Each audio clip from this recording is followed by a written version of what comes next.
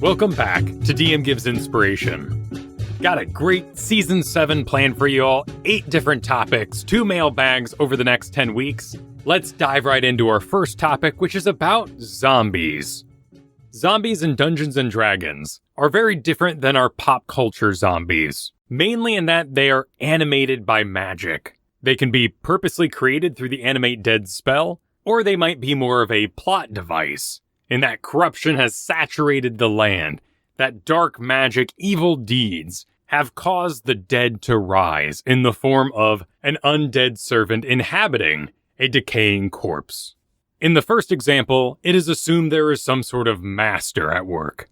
A cleric or wizard casts this spell, now is in control of a zombie, and they give them simple tasks to perform, whether it's defending a certain point, attacking their enemies, or maybe being used as a beast of burden. In the second example, dark magic or evil deeds, these zombies are wild, but are without purpose. They wander about their graveyards or their crypts with nothing to do but attack wayward adventurers. Zombies in D&D are a lot like robots. They need programming if they're going to do anything. Their creator must give them instructions. Otherwise, they stand around. And they do like to smash the living, but they do not hunger. They do not feel a need to feed or create more zombies. In fact, they cannot create more zombies. They do not have diseases or viruses. And that can be pretty confusing for players who meet their first zombie. All those pop culture rules start filling up in their head. Don't let it bite you. Don't let it scratch you. And it can be really disappointing for them when they take those additional precautions, only to find out that zombies don't work that way. So you ruin the mood a little bit, you break it down, you say these zombies are not movie zombies, you don't need to worry about getting bit and turning into a zombie.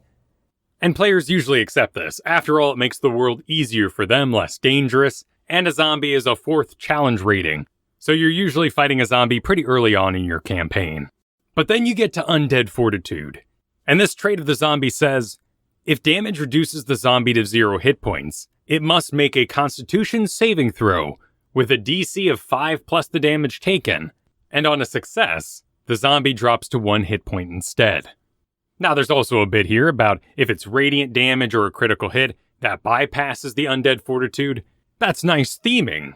But if someone hits a zombie, you roll and you tell them how it keeps going, their brains go back to pop culture.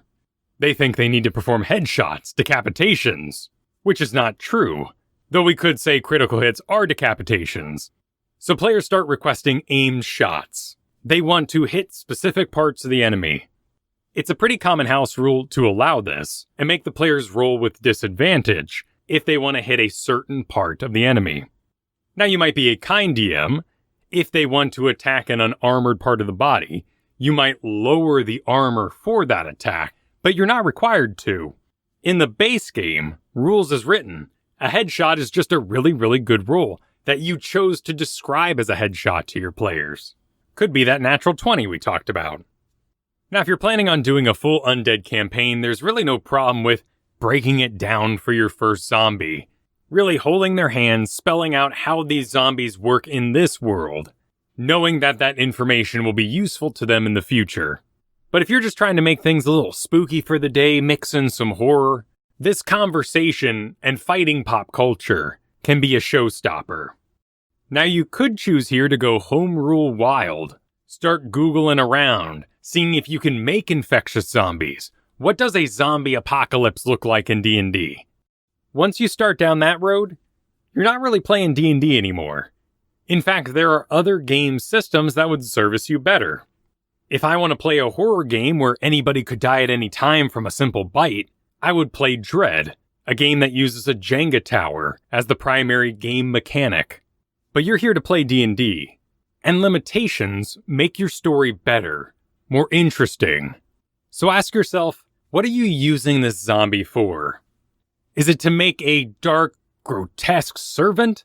An embodiment of how evil your villain is? Well, then the zombie is perfect for you. But if it's one of those pop culture ideas you love about zombies, then there's a monster that would service that role better. Or you might just be sick of zombies.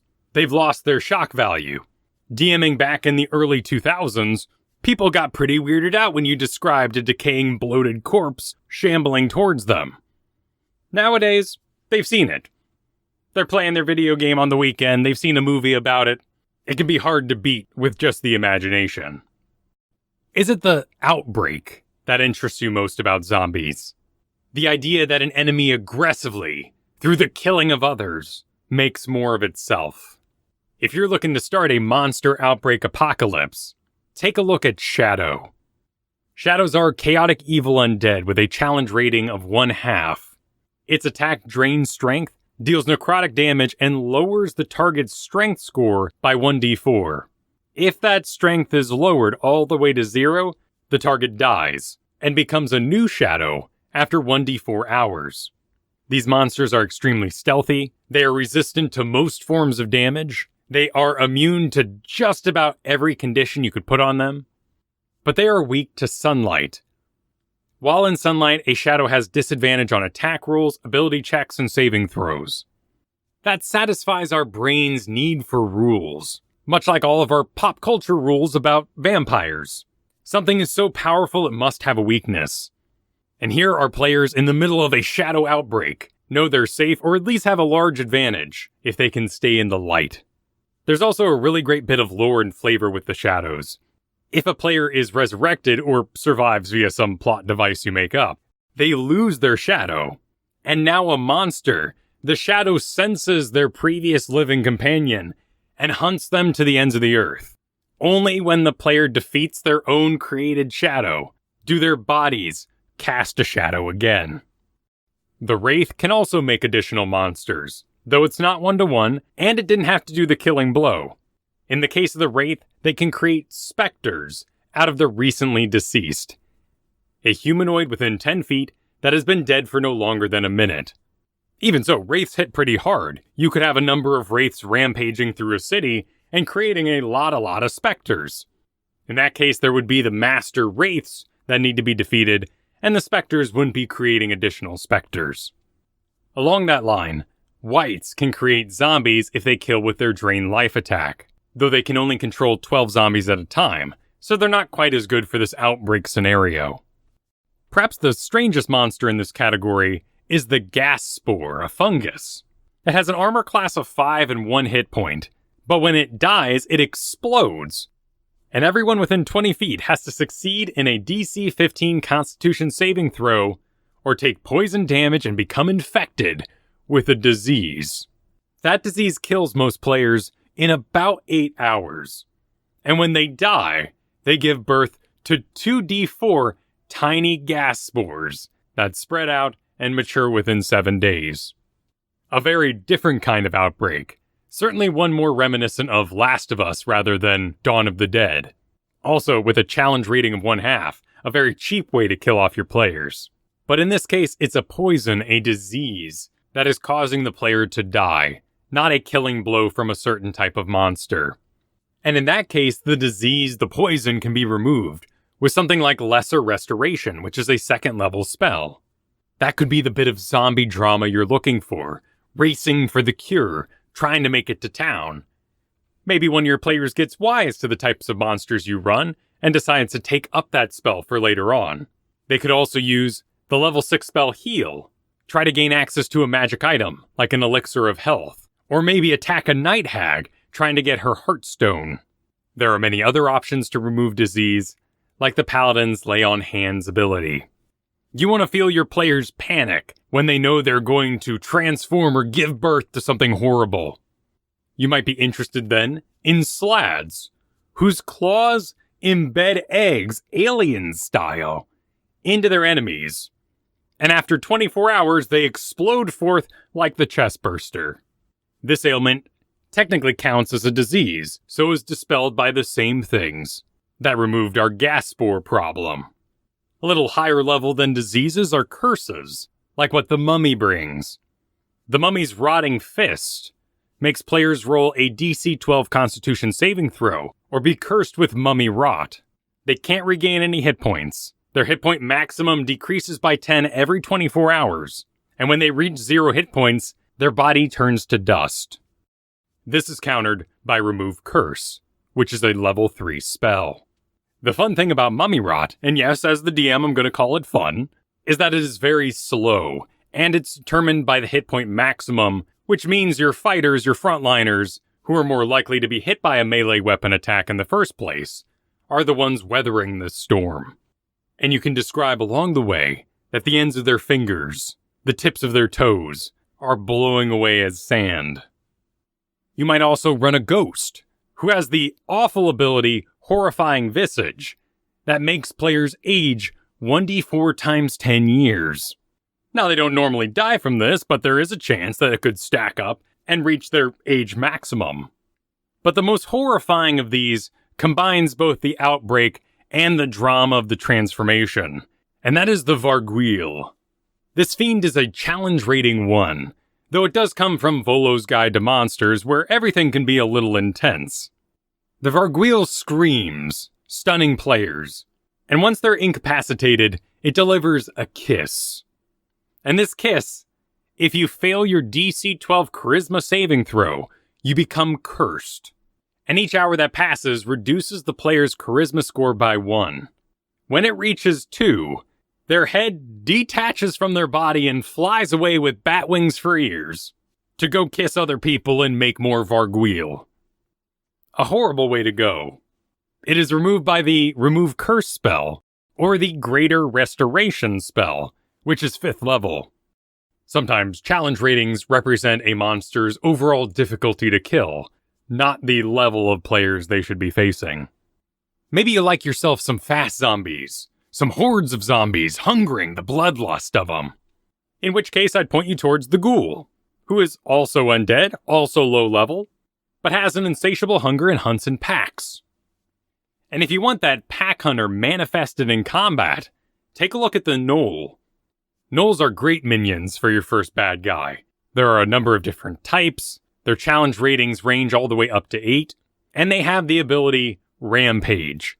When a gnoll reduces a creature to 0 hit points with a melee attack on its turn, the gnoll can take a bonus action to move half its speed and make a bite attack.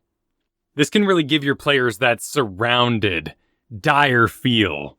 And once those dominoes start cascading in the enemy's favor, they're going to get overwhelmed. And if you're just looking for fodder minions for your villain, servants, heartless automatons, I point you towards blights and the various constructs. Blights are very cool because they suggest a corruption of nature. If paladins love killing undead, druids love killing corrupted plants. And if you don't want to describe entrails and the smell of rot, constructs do the exact same thing. Your golems, your animated armors, all serve as sentries and want to smash living things. You could even use animated objects, like a carpet or a sword, and that provides that shock value that you might get out of a zombie or skeleton. The statue is standing perfectly still, the carpet is rolled up by the fire, and then it springs to life and attacks your players. So if this was a class and I was the teacher, your homework would be to take that zombie apocalypse idea you have and then transform it into something that takes advantage of the more unique monsters that D&D offers. What is the core that interests you in zombies? Can that be done with another monster type? Can you build a mechanics through line for your players? Teach them about lesser restoration. Make them want to take Remove Curse at higher level into Greater Restoration. Can you make a more interesting world out of these monster mechanics? Do shadows teach them about light sensitivity? For drow, kobolds, vampires, troglodytes, shadow dragons down the road? Or do you love zombies? Are they the best for your situation? And you can use them to teach players about turning undead, radiant damage, because you're going to run greater undead, liches, down the road. If your campaign is more of a tour, a showcase of monster types, then zombies are just going to muck things up. So why not do something more interesting? Thank you for joining me for the start of Season 7 of DMGI. If you enjoyed this show, check out KyleFergusson.com for more episodes. Music was by Brian Griffith, and I'll see you all next week with a new topic for DM Gives Inspiration.